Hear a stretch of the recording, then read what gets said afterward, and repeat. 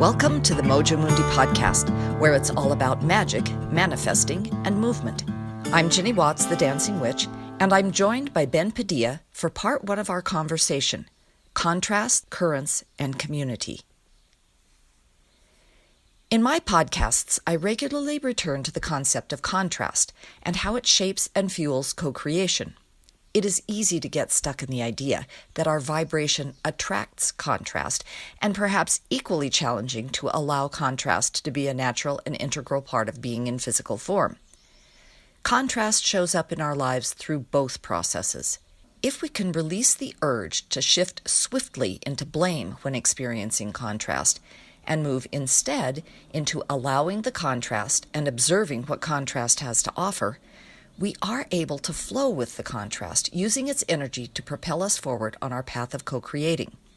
Ben Padilla's story of his natural transfiguration illustrates the compelling power of experiencing what is difficult, painful, harmful, in a way that impels us into creating something engaging, healing, and empowering.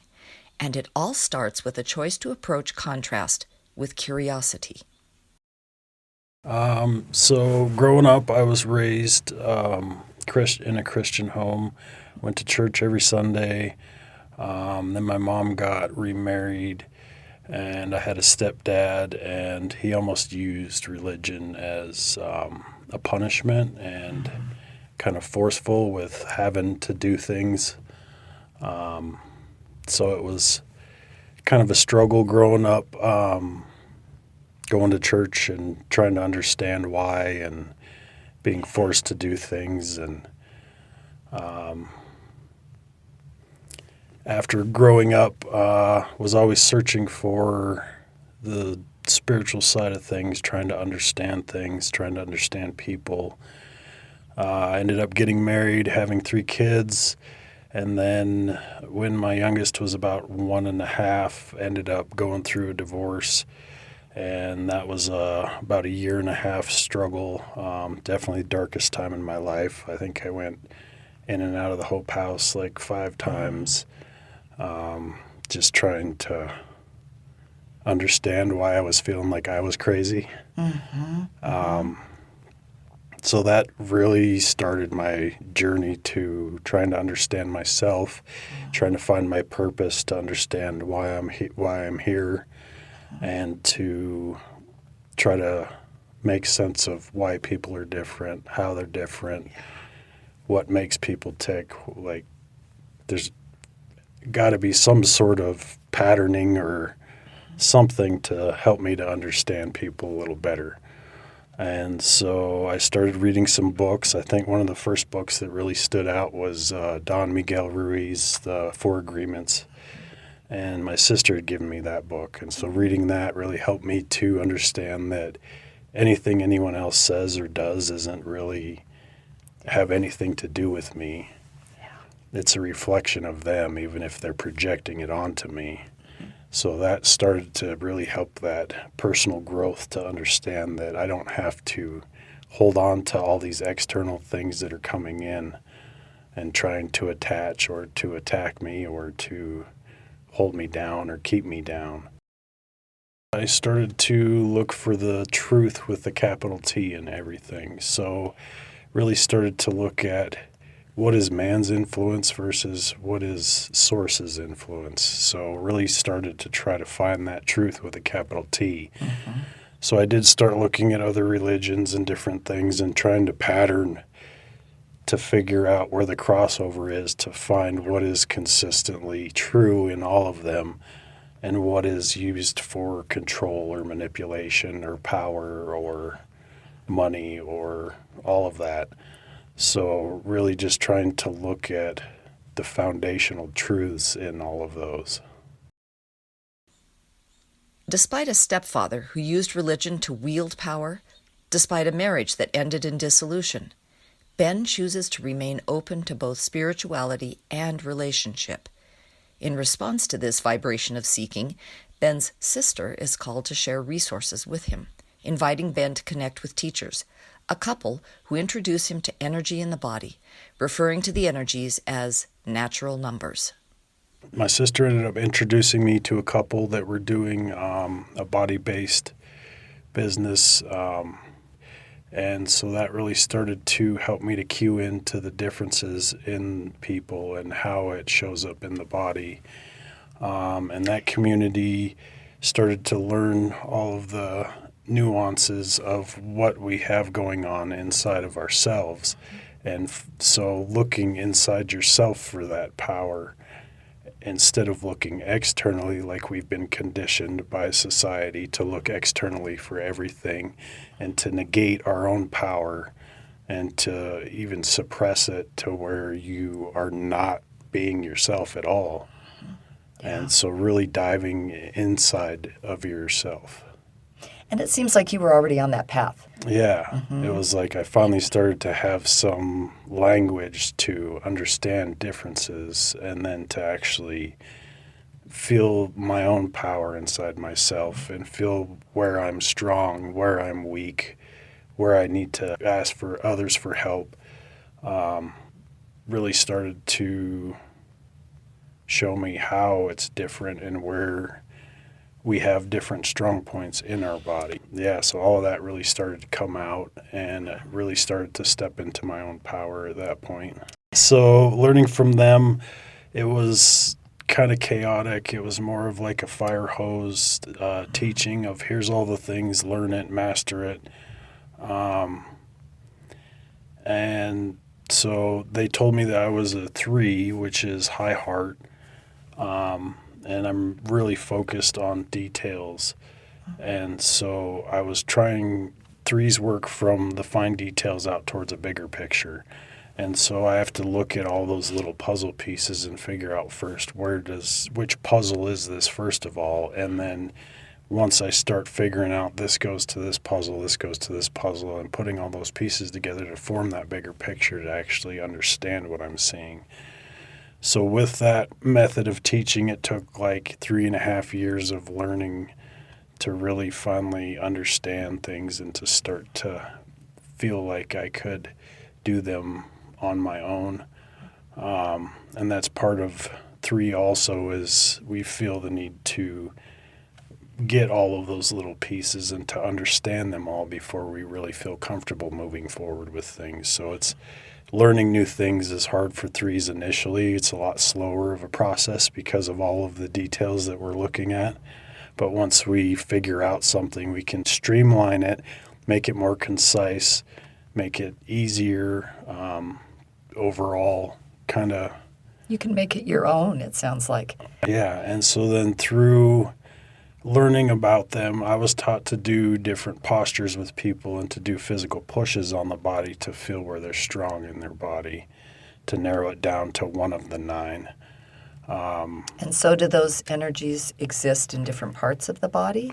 Yeah, so we all have all 9 in our bodies, and we're born with one of those, like a factory default or a strong point where we tend to revert to in times of crisis and times of strength. And your body actually physically grows around that, so it can be seen physically in the body as well. So those were those puzzle pieces that I was starting to track was the physicality of it, not just the physical power of it. And so through that learning and looking at those details, I started to notice that what I was noticing in the bodies wasn't matching what was being taught. And so that's where it really started to work on the refinement of things and really focusing on those details of the physicality of the bodies and how those show up, and to begin to pattern those to where now I can pretty much just look at somebody and see what is present in the body. And so it's made me go take a step back and become an observer and to just look and to see and to feel what is going on in somebody else instead of to try to put somebody in a posture and push on them to show or prove that this is what is going on. And the whole process just kind of seemed a little invasive, and so I think trying to refine it to make it more acceptable or more appealing to people, because like having somebody come up on a mat in front of a group of people and get pushed around is kind of strange and a little different. So Maybe intimidating. it could be very much so, yeah. Even though if they were offering, you can go in a back room and do it a little more private, but I feel that being able to pattern and just see it and have a little conversation, ask a few questions about it to be able to know for sure is much easier. And I feel it's a better experience for whomever I'm working with. Yeah. So when you ask those questions, is that kind of helping the person reflect and just confirm what you are witnessing? So I can usually narrow it down to one or two. And so then I can look at the key aspects and the differences of those two to then ask a question to see if it's more this one or if it's more this one, which one resonates a little bit more. And then from there, I can go into more detail of what it's like. I think that's also more empowering. Yeah. When you're asking the person to reflect, how does that fit? How does that resonate for you? I think that's a really empowering approach as opposed to a purely diagnostic approach that's like, this is what you are, boom, next person. Yeah, and one of those key moments of noticing that there wasn't consistency of what was being taught and what was being shown versus what I was seeing and experiencing was with my own mother. So she had worked with them, and I was delivering a mail route like a block and a half from her house.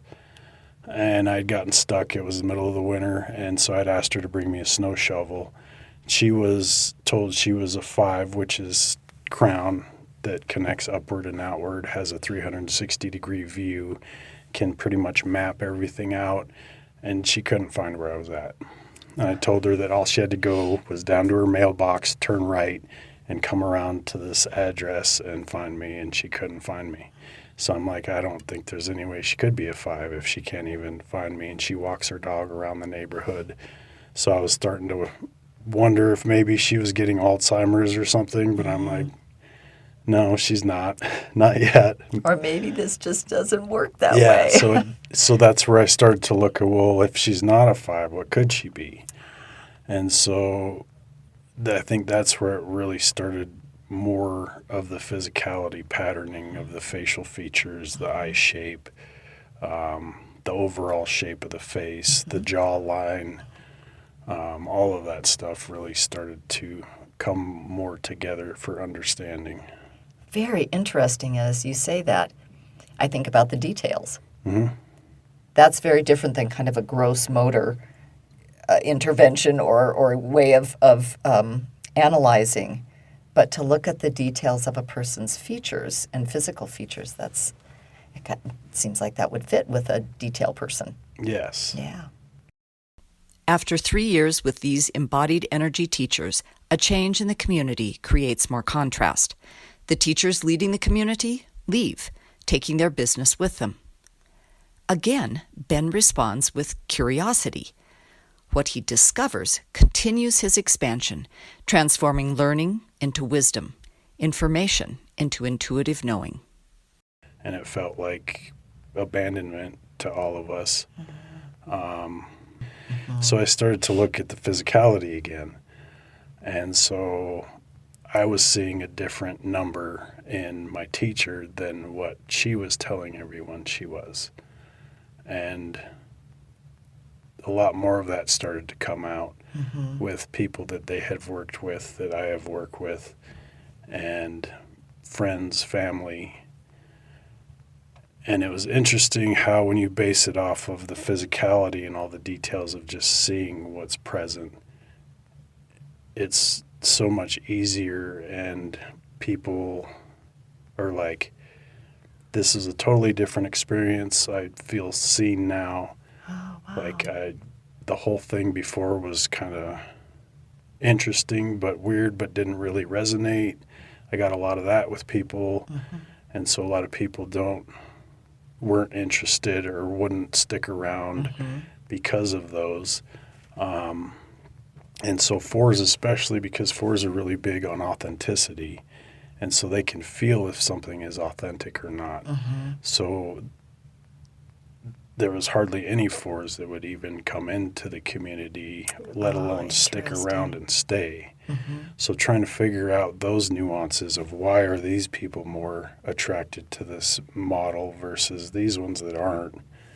And once I started to see those inconsistencies, then it started to make sense of why those different numbers weren't sticking around, or there was more of ones than the other ones and all of that. So it's, looking back on it, it was a long road of learning and understanding.